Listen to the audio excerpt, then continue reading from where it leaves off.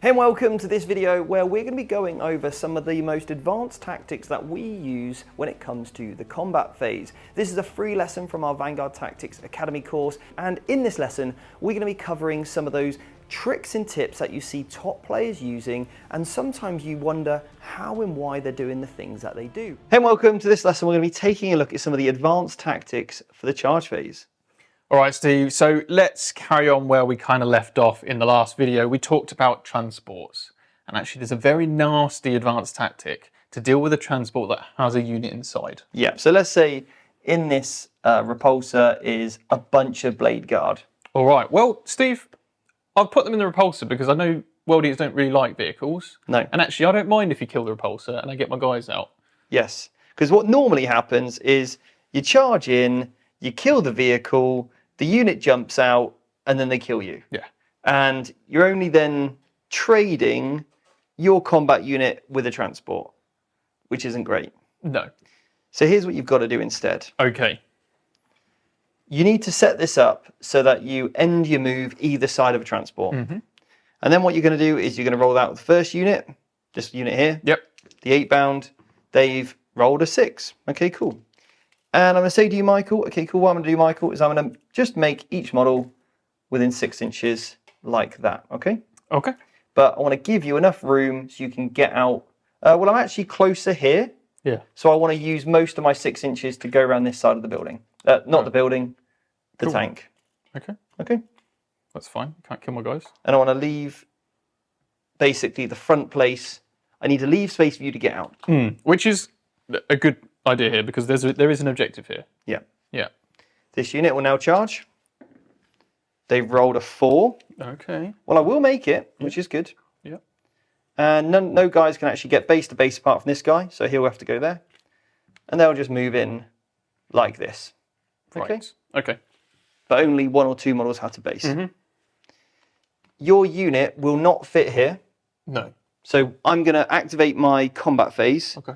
I go with the 8-bound, they kill this unit. Right. Now, so I have to get out over there. you have to, yeah, because you're not going to be able to get outside of 3 Right. and here. But you can physically do it here Right. and stay outside of 1 inch. Yeah. So that's where you would have to go. The 8-bound of 4, cool. That's dead. Yes. Okay. Okay. Now it's my turn to activate a unit in engagement range, or your turn. Do you want to interrupt? Well, You can't. I can't because I'm battle shocked. I've got out of a destroyed transport. Well, also, you're not even in engagement range. No, that's true. So, because you can't set up in engagement range. Yeah. Whereas I charged, I can pile in. I can't use any defensive strats either. Nope. So no armor of contempt for you, good sir. And now my Corn Berserkers kill your unit. Right, yeah, because in 10th edition, you don't have to fight things that you charged. Correct. So nice little advanced tactic there Yes. for dealing with a transport and a unit inside. Well, I hope no one does that against me. All right, fantastic. Let's take a look at another advanced tactic.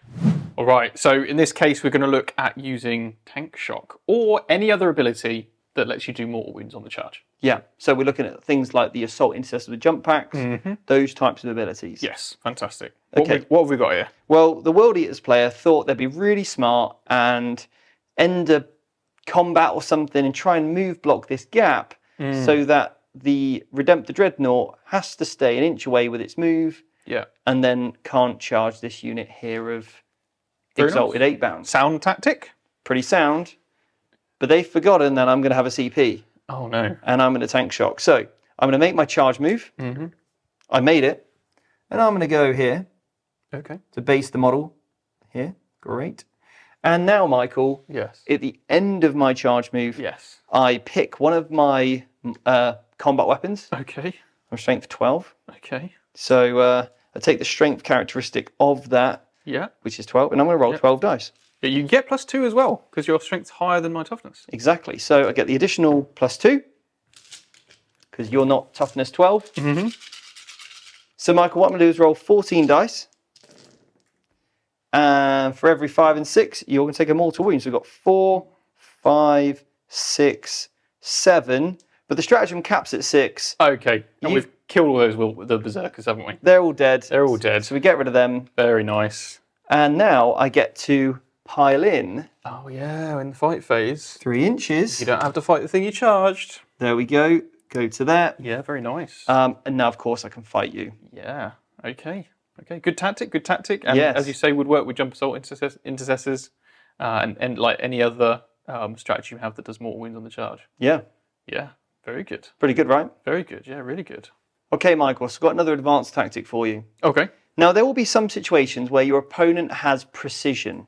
Mm. And maybe you've got a character that either doesn't have precision Right. or doesn't have enough attacks to kill the enemy character Okay. and is too valuable to lose. Right. Maybe because he gives your unit such a powerful ability that you do not want to lose your character. Right. Okay. So this is really important for the charge step. Now remember, when you charge into an enemy unit, if they have a character, they can spend 1 CP to epic challenge. Yes. Yeah, they can. Yeah. All right. Now, this is why you have to do this in the charge phase. Is we're the Khorne Berserkers, and we've got our Master Executioner.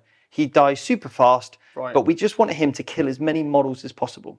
Okay. And in here we've got some Blade Guard and a Captain. Blade Guard and a Captain. Okay. So we make our charge move in 11. Ooh. Okay. So who's in 11? Well, technically the Master Executioner is. Okay. If he goes all the way around. Well, we don't want that. Now this guy is also within 11. So we're going to move him around to here. Nice. We're going to move this guy here as well, 11. And this guy can only get to there. Okay. And now the Master Executioner can't base. No. All right. So what we're going to do instead... These guys are an inch away from the wall, just for reference. That's exactly right, yeah. So what we want to make sure is we put this model base to base here. Okay. All right. And what we're going to try and do with this is put all of our models around here. And the Master Executioner is going to come base to base, but behind the wall. Yes. Yeah. All right. So he's base to base with this guy who's base to base. So he can fight, Right. but cannot be seen. Cannot be seen by this captain. Yes. Right. Okay. Yeah. That's the goal. Yeah. And if they were up against the wall, this would be even easier. Yeah. So that's if you're kind of, if they try to play quite defensively. But if they are within an inch of the wall, then you put the Master Executioner here. Yeah. Nice. And you maintain your coherency like that. Yeah. He can still fight because he can put his attacks on the unit. And let's say there is something left, like the captain, who's over in the corner there. Let's say this stuff's dead. Here's our captain. He now cannot epic challenge because he knows he won't kill enough of the Khorne Berserkers to be damaging. But if he had a CP and he could kill our Master Executioner, that's something they would absolutely do. Yeah, definitely. Because the Master Executioner is giving the fight first to the unit, which makes this unit very, very powerful. He's also hits incredibly hard, and he's quite easy to kill. So you need to put yourself at the end of your charge in engagement range, but not in line of sight, so your opponent cannot use precision. Yeah, very nice. Very nice. Good way to get around precision. All right. I like it. So, Michael, another advanced tactic for you. Yes. The key here is to try and get around a fight first. Okay. All right. And there's a couple of ways you can do this. Yeah. Sometimes you need what we call a sacrificial unit, and you need to set this up in the charge phase. Yes, you do, yeah. We've got our sacrificial wolfen, and they're going to make the charge move first of all. Okay. And they've rolled a 9. Right. Okay, so this is really, really important. We need to use each of our models to get base to base with every single model in our opponent's unit, if we can. Yes. And most importantly, that dangerous character. We don't want him to have the freedom to go where he wants. So what we're going to do here is we are going to put ourselves base to base with all the models, staying in unit coherency. Yeah. Like this. Okay. And we want to make sure that we're leaving a slight gap. Yeah, because that's coherency there. That's absolutely fine. Yeah. And some, that's our blade guard. So they're in. Yeah, everybody's base to base. They can't go any closer. Okay, cool. Right. But what we've also done is left a small enough gap where we cannot get base to base. Right, yes. Okay. So now we're going to charge him with a blade guard. They rolled a 3. Okay. Okay, cool. Well, we're within 4, luckily. Yeah, nice. So we're just going to go within an inch. Just like this here. Okay. Okay. All right. Now, at the start of the combat phase, Yes. you can, as the World Eaters player, can choose a unit to go first with. Yes, because I have fight first. Yes. So I'm going to smack the living daylights out of these wolfen. Yep. Now I'm going to put a character in this unit as well. Okay. You've got precision on your character. Yes. But he is not eligible to fight against the Blade Guard. No, because the only guy that's within engagement range of the Blade Guard is not in base, and I'm not in base of him. Yes. So I can't actually allocate to the Blade Guard except that one guy. So one Berserker can put his attacks on the Blade Guard. Okay. All right. But nobody else can. No. And this is why you want to leave a small enough gap, because if I was able to leave a big gap and get base to base, then all of a sudden there might be 3 guys here that could fight on the Blade Guard. So because we were smart with our charge, and this is why it's a charge phase ability. Yes. They fight, they kill all the Wolfen, poor lads, and maybe they fight on death, but maybe they don't, who knows. They probably don't if it's on 4s or something, if it's the old... Gone are the days of Wolfen being valuable, unfortunately. Yes. But remember, there are stratagems that allow units to fight on death, Definitely. and you might not even want to, because providing you feel that you've got enough attacks with this unit, because you don't want to upset what's about to happen. Yes. Okay? Cool. The World Eaters player could pile in now. They could consolidate, but they probably wouldn't want to, necessarily. No, well, in this situation, I'm like, well, I don't really want to get into combat with you. But I made a charge so I can still pile in. Oh, okay. Yeah. Cool. Get base to base with everybody that can fight. Yeah. And now I've got, let's say, epic challenge, 1 CP. Sure. My character can kill yours, and my Blade Guard can kill out your Berserkers. Yep.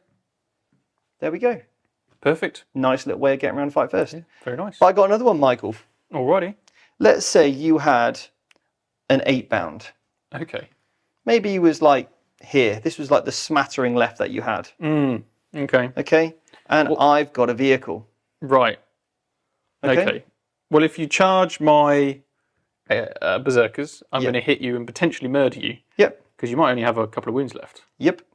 But if you charge the 8-bound, then I'm just going to charge you next turn. And that's a pretty poor trade. Yes. So what are we thinking here, Steve? Right. Well, let's say you've got a CP in the pocket. Okay. Then what we can do is charge you with a Blade Guard first. Yeah. 3, 4. Sorry, they just make it. Okay. Okay. And we want to make sure we end that charge move within 4 inches here. Right.